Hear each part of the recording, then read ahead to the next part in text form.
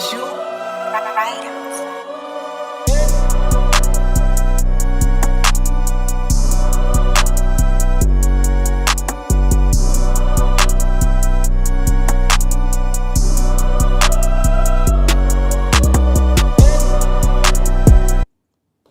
Yes, sir. Or ma'am. No.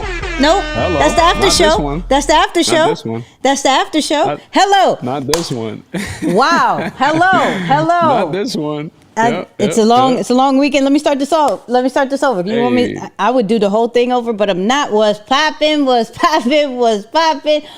Nicky and Moose. I'm Nicky. That's Moose. What's up, Moose? What up, y'all? And welcome to the live show, Yep. not the after show. I apologize. It's been a long weekend. So my apologies. However, do me a favor. Share this with everybody. Hit that share button, right? Like, so the algorithm can like us. Okay? Like, please. And if you have not subscribed just yet, you're just popping in, you're like, yo, I love your videos, but I haven't hit subscribe. Just do that for us, please. And thank you. All right? Episode 167 has dropped today. The audio, okay? And these are the things we wish we would have known before starting a business. We got really transparent about it. It's really dope. Go check that out. And then, of course, slight plug, our Patreon is live. You're going to see that pinned on the top of the chat. You're going to see it in the descriptions. If you want exclusive content from us, you've been hearing about the after show for so long. If you just want to support us, go check out Patreon. We'll talk more about it later. But Moose, how are we feeling? Man, feeling pretty good. I was having a late lunch today, and I'm browsing through Netflix, and I was like, yo, they got a lot of new stuff came out today. So I'm excited to talk about that, watch a couple of things, and then share for our next episode. But yeah, other than that, man, things are well. Pretty excited for this live too. Yay, I like that. As far as for me, I am Gucci. It's a new week. We're almost done with the year. You know what I mean? Crazy.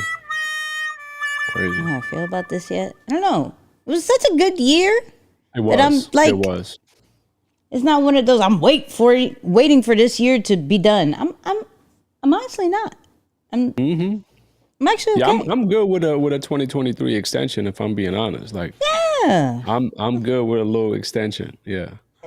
This is sweet. I don't know, but okay, whatever. Let's get into this topic for today. Moose, what we talking about? Yeah, man. So I thought that this is a great conversation to have, especially this time of the year, because not only is it a very important topic, not only is it a frequently asked question, heck, not only is it a point of discomfort and agony for people who are trying to build their brand or scale their brands, but it's a conversation that we need to have so that you don't go into 2024 still thinking about, well, what should my niche be? Right.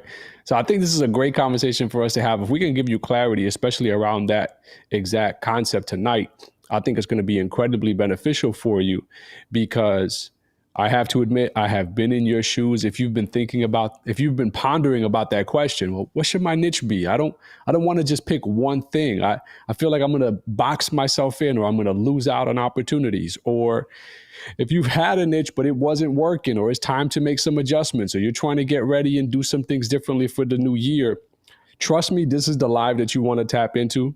This is the one that you really want to take notes on. So do yourself a favor, put your phone on Do Not Disturb, share this with a couple of people, let them know, with your accountability partner, with your business partner, your brand partner, whoever it is.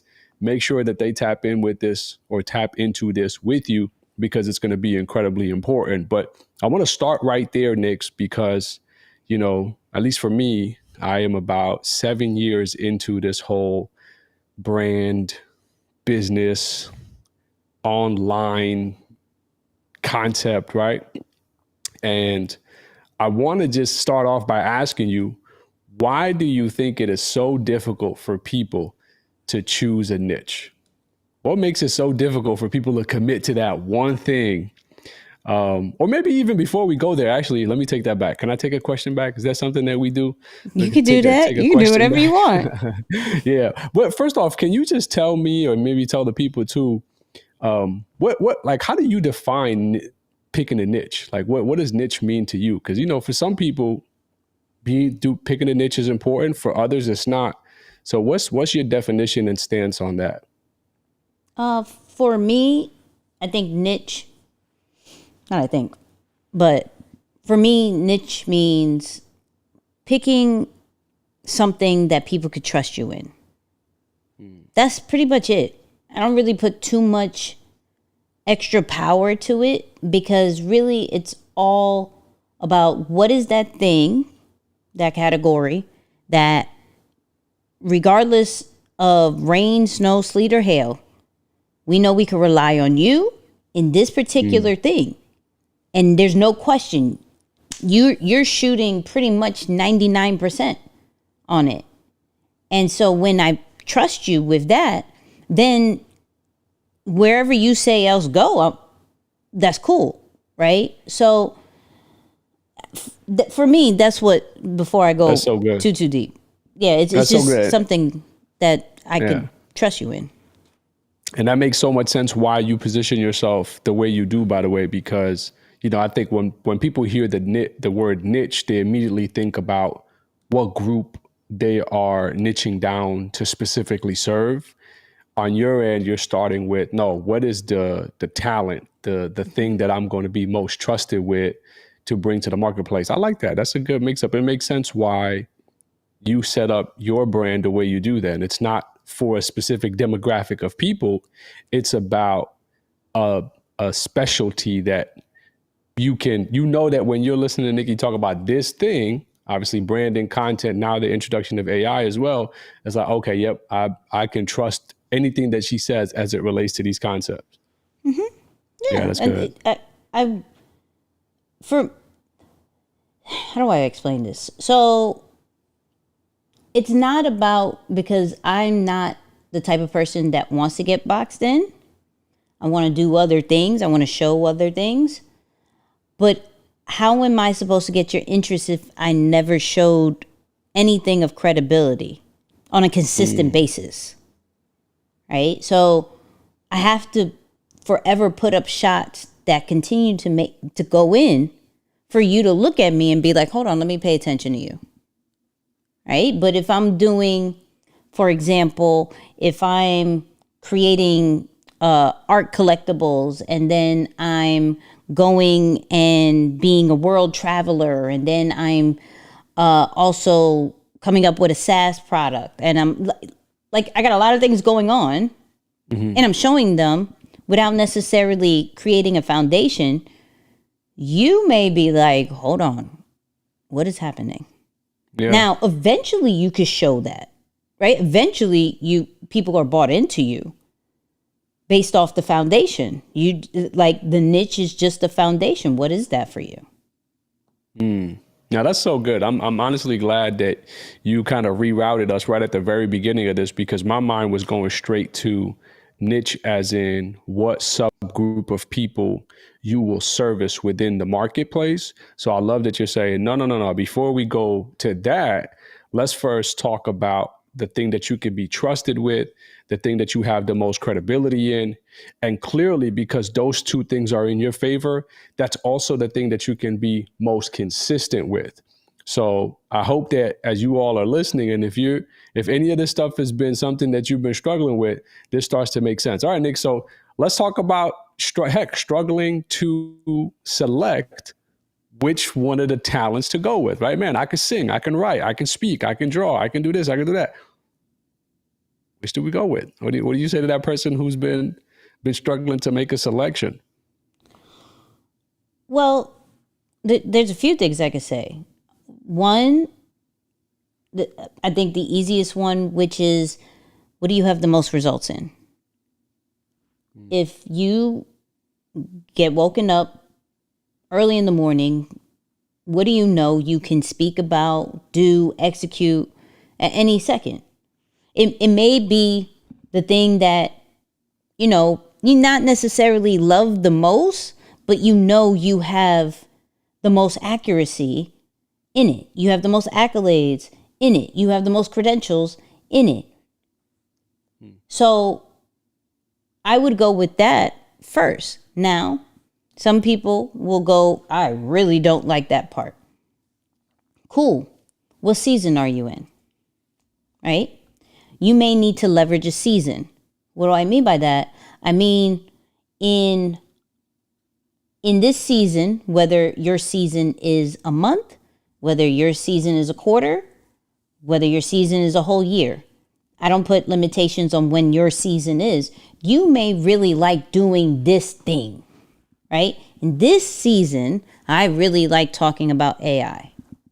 In this season, right? I had multiple seasons, but in this season, I really like talking about AI. Now, I'm going to go in on AI and then take you to other pieces.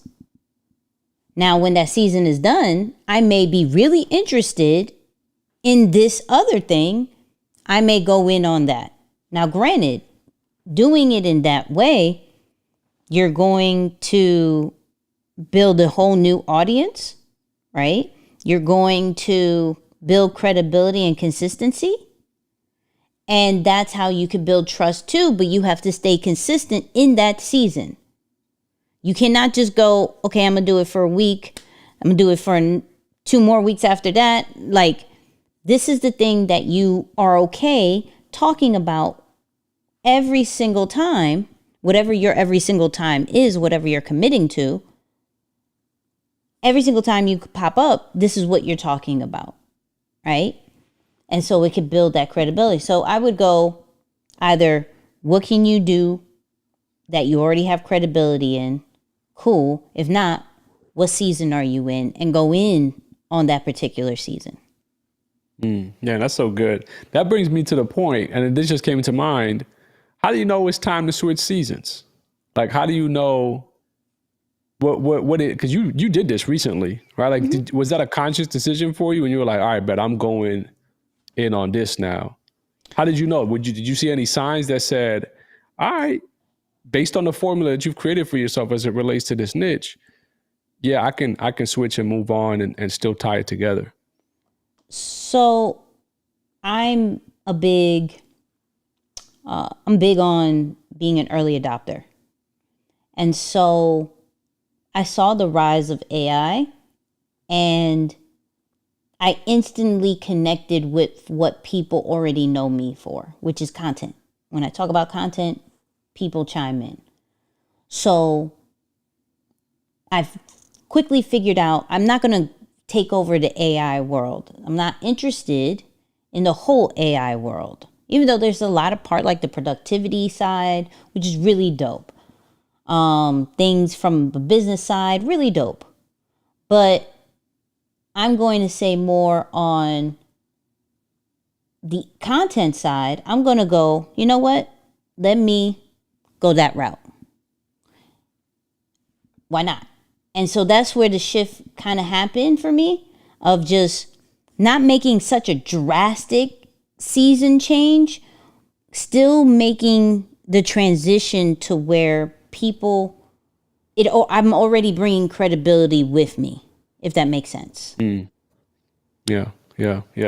That's so good. I like that. It makes sense too, because it's, hey, let me layer this new thing on top of the area in which I already have the most expertise, credibility.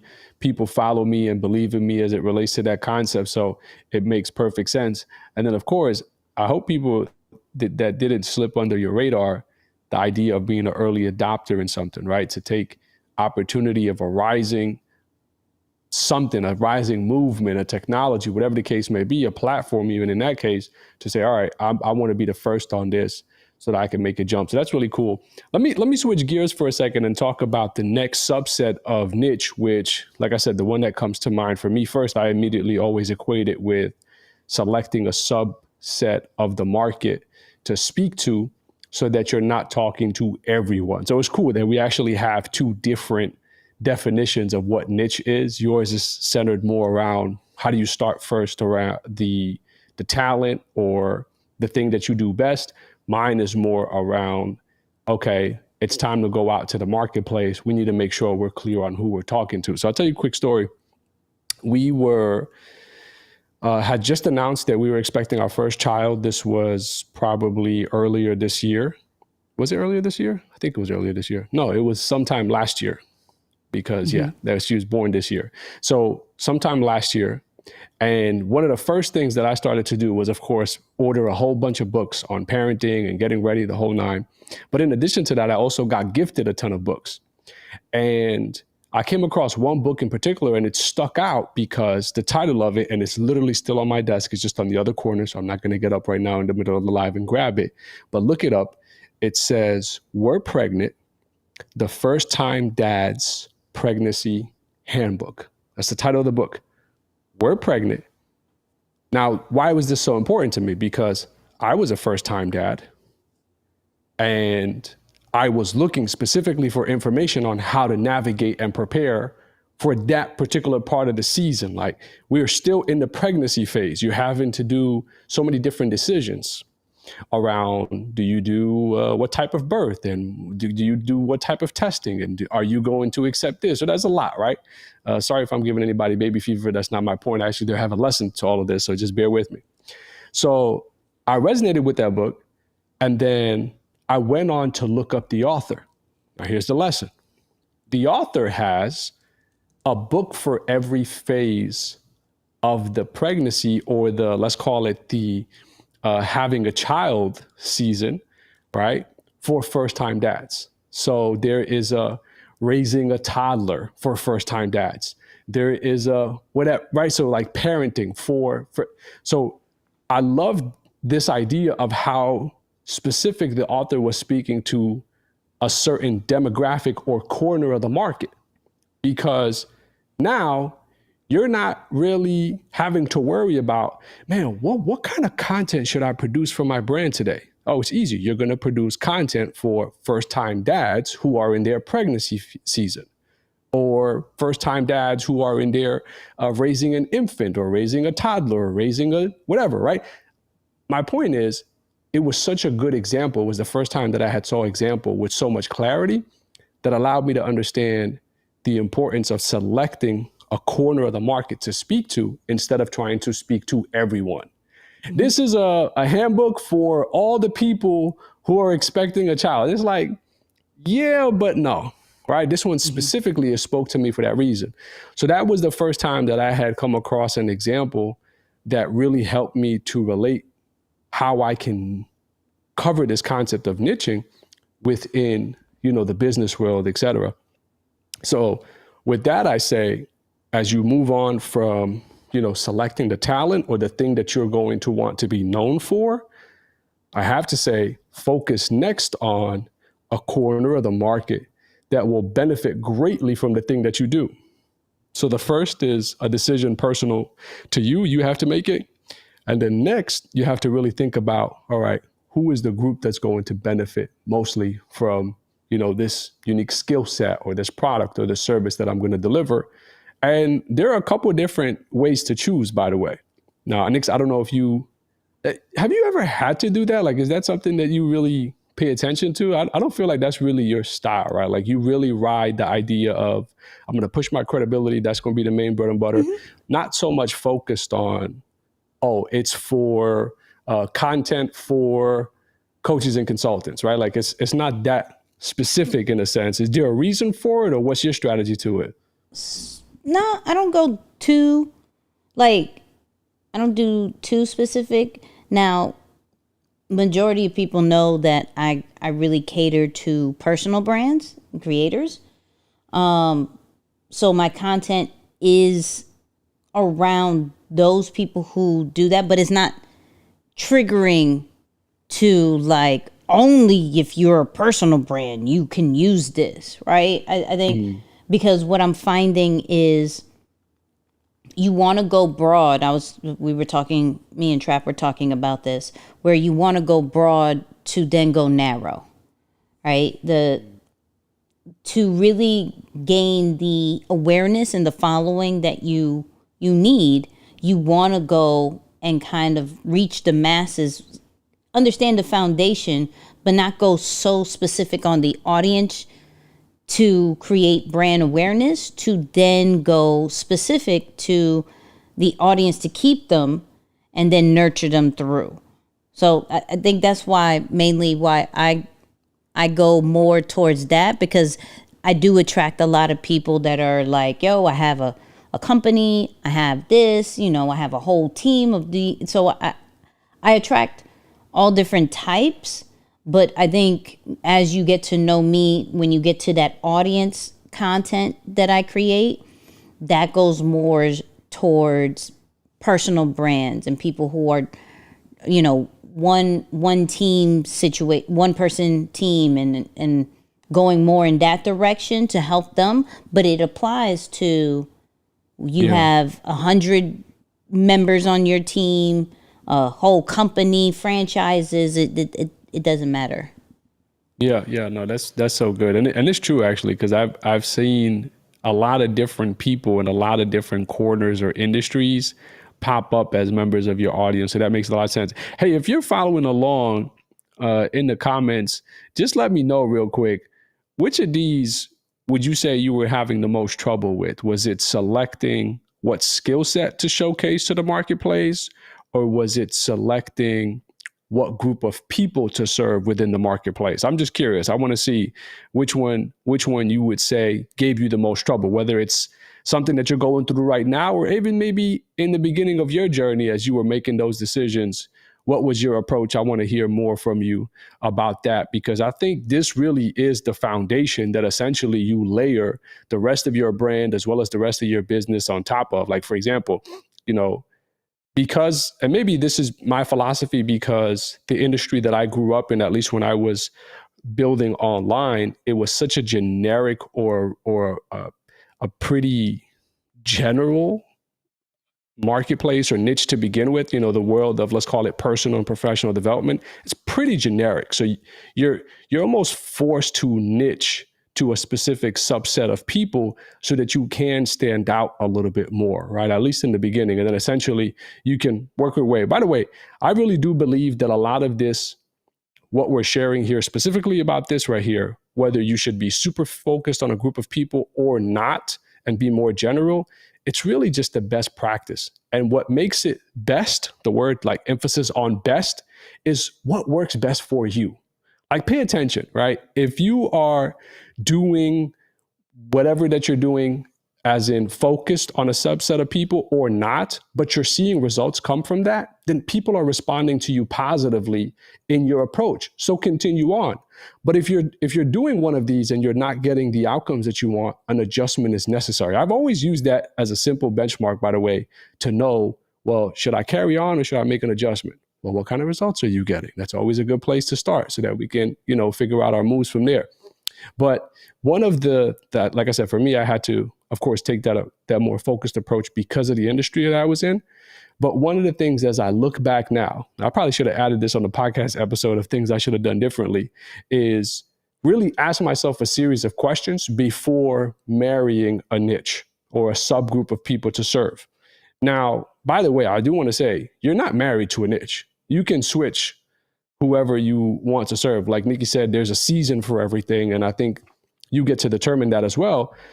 But for me, I actually have questions that I ask now before committing to a niche. Number one, do those people want the help that you provide?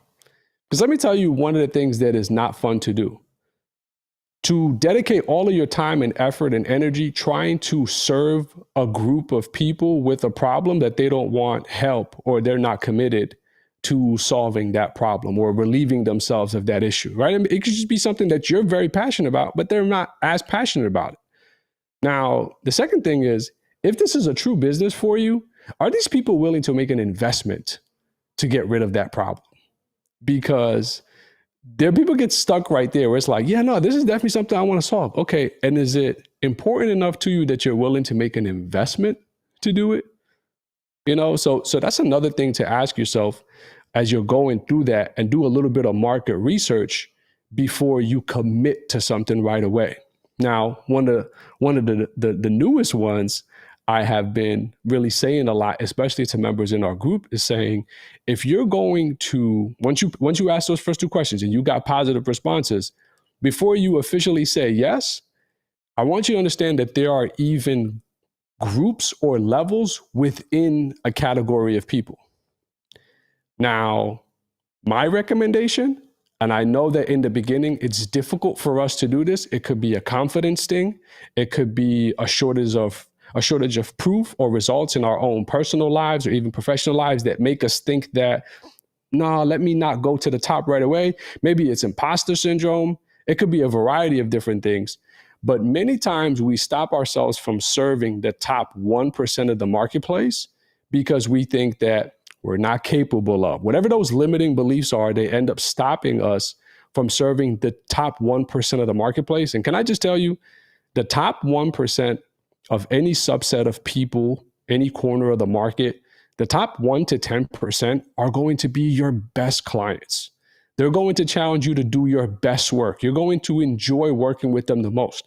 So don't think that you have to struggle starting at the absolute bottom, charging -3.5 cents for your services to work your way into a positive way or a positive price point so that you can say, yes, I earned my right. That was actually one of the things I mentioned on the episode, where it's like, you don't have to struggle to earn the right to be successful. You can choose that.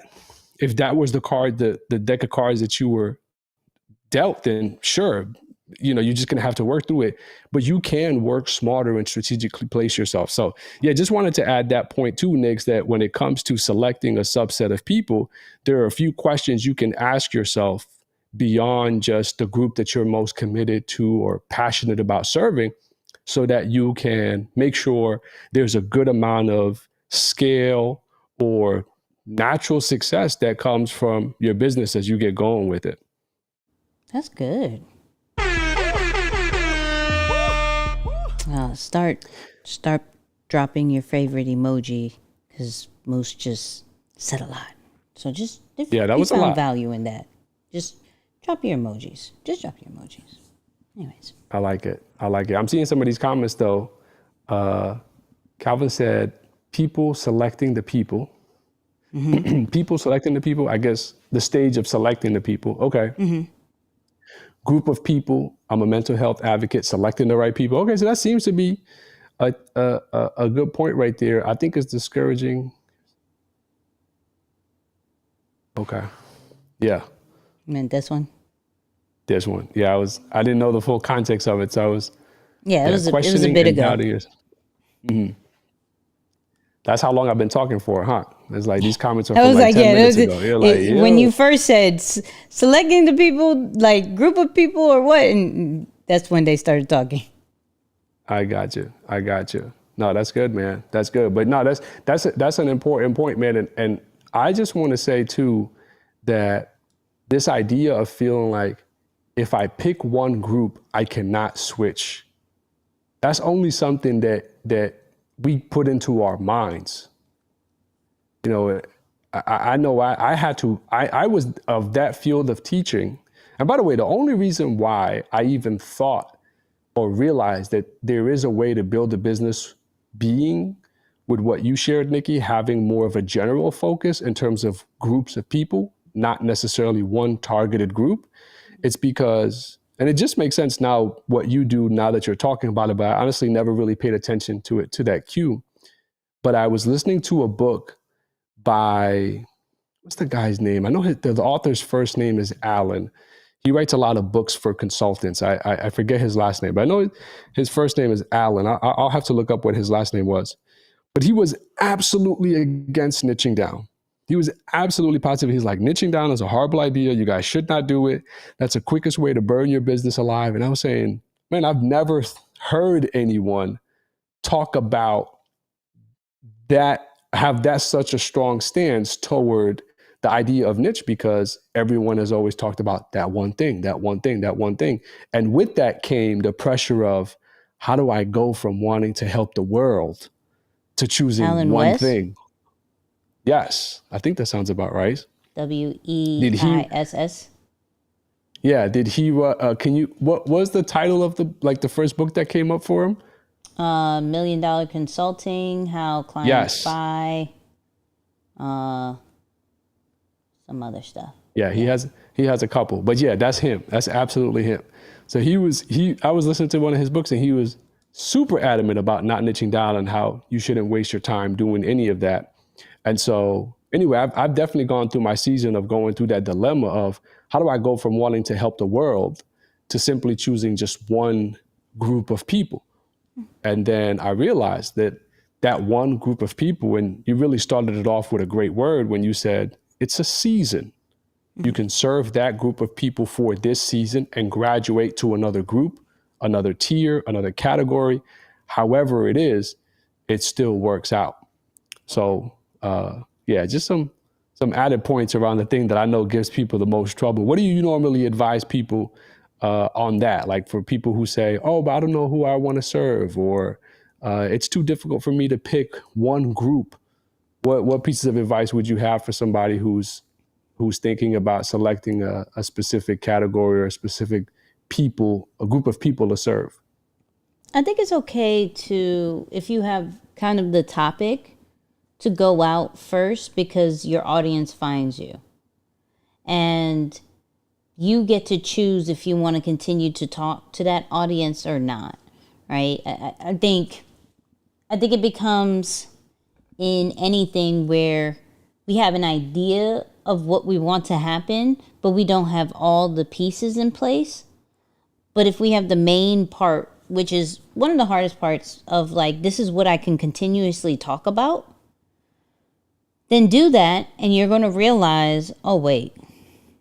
When I think about it, this really goes towards this generation, or this really goes towards, like, I really want to help my culture, or, you know, my city, or this particular ethnicity, whatever. Like, you're going to figure it out as you go along with it. I wouldn't say super go into who you want to talk to or the category just in the very, very beginning. But if you're kind of in the middle, right, you've been doing this for a little bit and you still don't really know who you're talking to, you're still having that, I'm talking to everybody, then I'm going to need you to sit down and kind of just think about really breaking it down. Are you talking to everybody? And start asking questions of, you know, okay, well, would you talk to people that are in this situation? Like, I always go extreme, because I work with a lot of speakers, and if they go into the motivational route, I want to motivate everybody. I think my message is for everybody. Okay, is it? All right, so let's go extreme. You wanted to go do that? Like, yeah. I was like, okay. He's like, yeah, and everybody could book me. Oh, okay, everybody could book you. Okay. So if a porn company wanted to book you, oh, right? Boy. Right, and they're like, leave it to Nicky to start right there. Huh. Absolutely. Oh, man.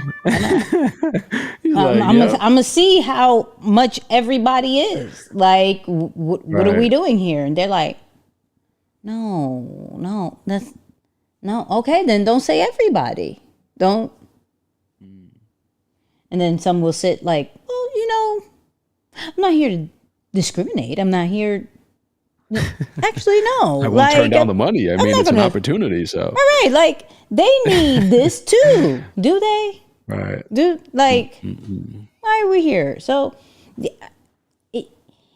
we would love for our message and our brand to get to everybody, but our message and our brand isn't for everybody. When we really continue to go, we find out it's for a specific group, and that specific group gets it out to everybody. And they will find the audience of who it's for, right? Now you're going to have different levels of audiences, meaning they may just need it for that particular part, that particular time, that season.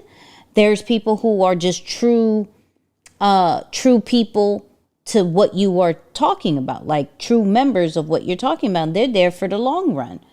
So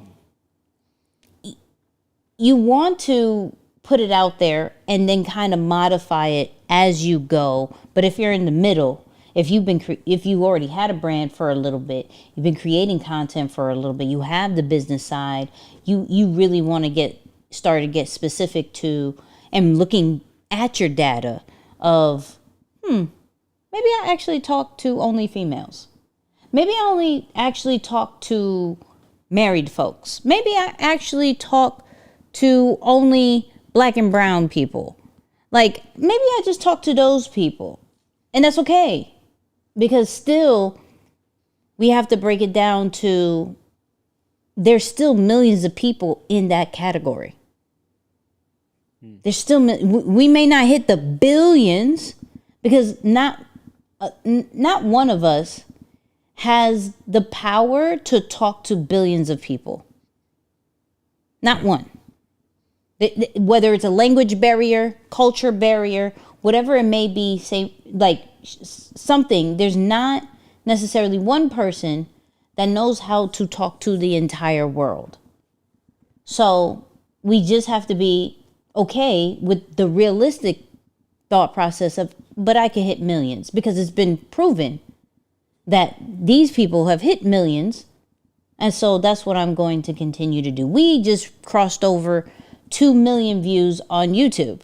So we figured out our audience, but our audience, like you, have, shared it to the world to where now we have 2 million views on the YouTube. So yeah, audience is important when you're in the middle and the advanced stage. Beginning stage, you still have some leeway.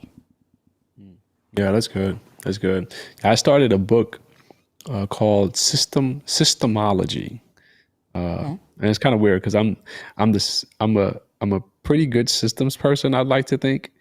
But one of the things I told myself is I'm going to study systems in 2024. Like, just if my whole philosophy is always work on your strengths instead of trying to improve your weaknesses or your limitations, then I have to live by that and double down on the thing that I feel I'm pretty good at, right? Which is the system. So I studied this book, and I just want to speak to a point that you made there where you said, hey, sometimes you only work in a specific area, and that's okay, right? So he was just talking about sometimes you don't have to keep looking for growth.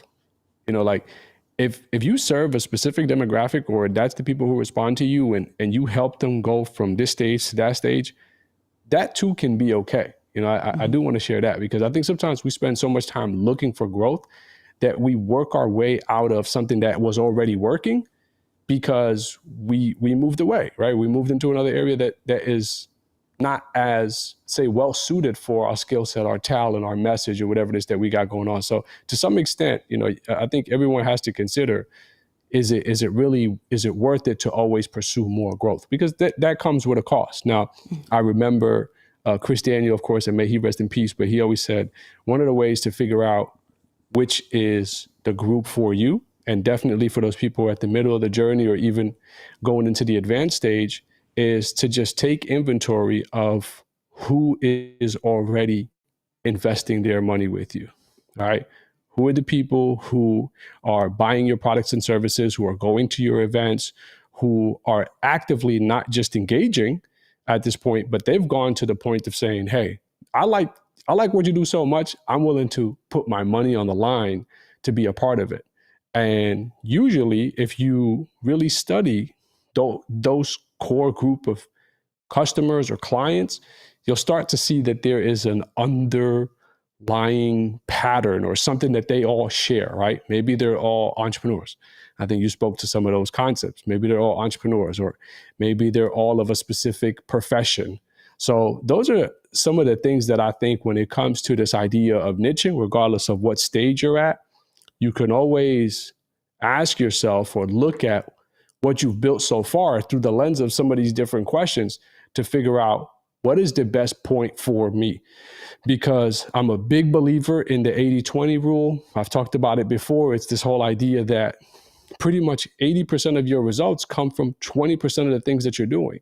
And so it makes more sense to continue to double down on the 20% of the things that produce the most amount of outcomes or results for you. So look for the things that are driving the most results and say, I'm going to look for ways to improve in that category. That's my whole idea around going back to look deeper into systems. So all of these are really good points, man. It's like having worked through some painful times, struggling and thinking about that. I'm like, yeah, I should have really done this whole niche selection, everything from skill set to even the group of people and audience to serve, totally different. I guess this we should have went back and added that into the podcast. This was needed, Nix. That's okay. It's a continuation. Yeah. It's fine. Facts. This is why Facts. You should listen to episode 167, okay? Because this is a continuation of what we were already talking about. Plus, it's a really good episode. Just slight plug. My bad. Yeah. No, that's my main points. I do want to talk a little bit more about what you have done, though, in terms of selecting a movement, a category. And shout out to Jabari. Man, Jabari probably we might need to do, maybe on an after show or something, we need to do like a recap of the best episodes of the year or the top, tips or something like that we got throughout the year, because Jabari's name has come up several times yeah. After his interview. I'm not going to lie. And, he talked about this whole thing about category selection. And I didn't even know that was a thing, to be honest with you. It's like, how do you categorize your business, or how do you label what part of the industry and market, et cetera? So, but yeah, I don't know if you got any confirmation from that interview or from what he said based on what you're doing. But let's talk about that a little bit more, because I think that having learned what he said, from that's an important thing to also think through. How do you position yourself in an industry now that when people think about it, they're thinking about you first. But I think that goes back to, was there a book that one time you shared that said, rather than trying to compete, just create a whole new category or something like 22 that? Immutable Laws of Branding. There we go. Yeah, I remember as I was saying that, I was like, wait, I think there might have been a book that you talked about as it relates to this concept. But yeah, share a little bit more on that, because that's a great way to get yourself out of a saturated, competitive space and create a world where you really can utilize your creativity, your innovation, and express freely without having to worry about, well, that's not what's accepted in the industry, or that's not the standard based on what so-and-so did before me. Maybe you can talk about that a little bit. Yeah, in the book, 22 Immutable Laws, they really speak about how we can't really create an industry. There's already major categories that's already been done. But we can stand out by creating its own category. That's one of the ways. And then I think about how people do it within content as well, where you just look at it, you hear categories, I hear style, right? There's different styles we see that we like. There's the Alex Hormozy style, the Gary Vee style, the Iman Ali Abdal has a style, right? Some of the creators of the weeks that we covered, like Eddie, I think Cumber something, but Eddie guy that we covered, he has a specific style, right? And in a world that seems so busy when it comes to content, you have to create your own style. When we're talking about business, you want to create your own category for the sole purpose of standing out. Now, can you still stand out in a very crowded situation, in an oversaturated market? possibly it may take a little bit longer. It may take a little bit more resources. It may take a little bit more money. So to not necessarily avoid that, because there's still some type of investment that you still have to make when you are creating your own category, because now it's about educating the people of what this particular category is. But you have more of an advantage when you are deemed as that category. Then pretty much people will go for you for that. They know your expertise and your credibility for that. You're almost able to pretty much write your own checks when it comes to that, because no one else is really doing it to truly compare. And so you are pretty much dominating that side of things. And so, I think about from a very wide perspective of when we think of diet sodas, I'm instantly thinking Diet Coke. I'm not thinking Diet Pepsi. I'm not thinking Diet Sprite. I'm not thinking about anything like that. I'm thinking Diet Coke. Right now, that's a Coke situation, right? And it's just a smaller category. So they already took over soda, because you think of soda, you think of Coke and Pepsi, but 9 out of 10 times you're going to hear Coke first. So then when you want to go smaller, what about diet products? You're going to think Diet Coke, right? So from a broad standpoint, this is what you're going to think about. So even let's go from another broad standpoint, and everybody's answers is going to vary. Like when you think of basketball, you think of certain players. If you want to go subcategory, you think of WNBA, you think of certain players, right? You think of sports, you may think of certain players. Then you break it down into different sports, you're going to think of specific players for that specific sport. So it's always breaking it all the way down. What can I do to truly stand out? This is why there is the sport, and then there's males doing it, there's females doing it. That's its own different ways of categories. You just have to be innovative with how you break down these categories, and if it still adds value to the people, or if it's just a pointless category, right? So another prime example is how podcasts are categorized. You could just have podcasts. These are all the podcasts that are out there. But how many of the podcasts are comedy podcasts? How many are business? And then when you break it down to business, how many is about real estate? How many is about entrepreneurship? How many is about marketing? What is the educational ones? Is it just about school? No. What is it about self-improvement? What about how-tos? What about the travel one? Like, there are so many different categories. Are you marketing yourself? Are you branding yourself? Do you have a business that is just in a wide market, or are you concentrating more on a smaller category to stand out? That's kind of what I would say. Yeah, that's so good. I'm glad you said Diet Coke.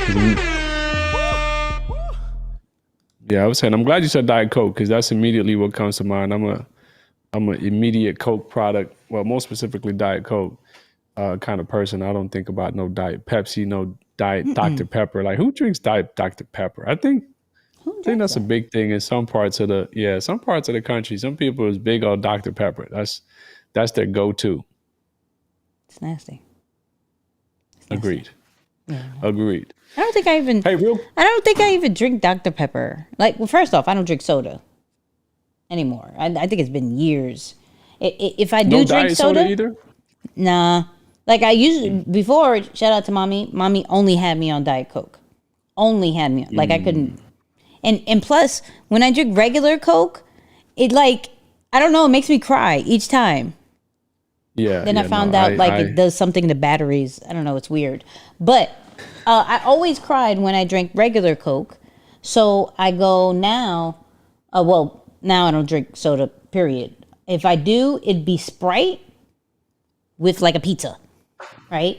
Like if I feel like I want to live dangerous and I'm outside, right? Be like, ooh, let me get a Sprite. Right? Cheat Let day. me Yeah, yeah. let me get a Sprite. That's the only.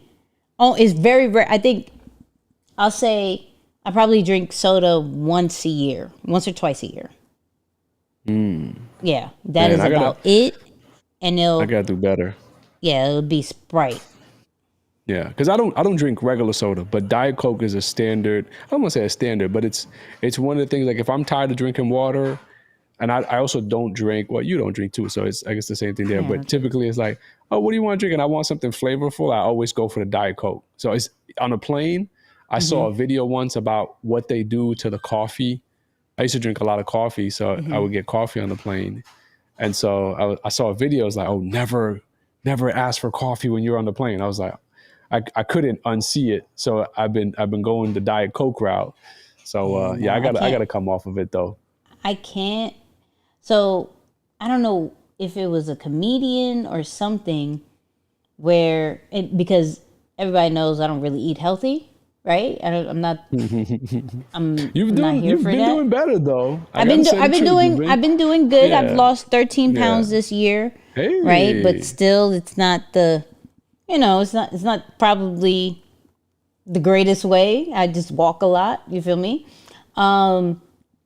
But I didn't want to be that person that was like, okay, so you eat a burger, fries, cheesecake, and you have Diet Coke. You think that does something that makes you better? So you have yeah, two yeah, yeah. slices of pizza and you have Diet Coke. So Right. I think ever since then I was like, you're right. Yeah, and that's good. I might as well That's just go all good. in. Like I Right, might as right, right. well. You might as well Like commit at that point. right, Man, because that's so good. I'm already bad. Like I can understand if it's like okay, you get a salad and then the Diet Coke. You know, they're like you do healthy, but then you live slightly on the edge, but it's not too much on the edge, right? Yeah. Diet Coke, cool, but I couldn't I couldn't do it because I nothing about me was really salad-ish. I mean, that's it's like here and there, but yeah, I'm a burger person. Shout out to mommy. I have burgers, I have pizza, I have pasta. You know what I mean? Every type of bad sandwich, meatball sub, Diet Coke. No, no. I respect that. I respect that. Hey, this too is all about niching down, by the way. You know what I'm saying? Even in the category of foods, there's it's all around us. So that's good. Listen, Hey, hey, real quick before we reach the end here, can you share any insight about how to start producing content once you're clear on a niche? Is there I don't know anything that somebody should think about before they officially start hitting the world of content once they have clarity on their niche and all of that? I think it's still doing research. You still got to do the research. Just because you are clear on the topic, the niche, even maybe the audience, you still have to see what other people are saying about it or not saying about it. Reading blogs, reading articles, watching YouTube, watching documentary, whatever you can, do the research on what is already out there to make it a lot easier to create the content because you do see what's there and what's not there, and you either are expanding on what's already there or you're closing the gap by saying what's not there. So I think the second thing I would like the second step once you understand that is going to be the research. That's good. That's good. Yeah, I like that. I've layered my content to.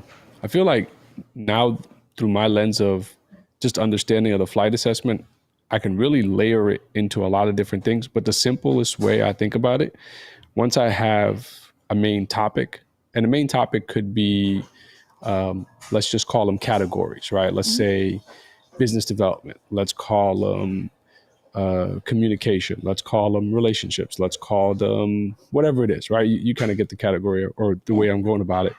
But once that's in place, I think about helping people to advance in that specific area by the use of what they naturally do well and helping them to overcome by getting around something that naturally troubles them or usually troubles them, right? Because just through the lens of the flight assessment, I'm always thinking about that. So like, for example, if ground crews come to mind, I did something recently where I just talked about, I know that ground crews will struggle with change.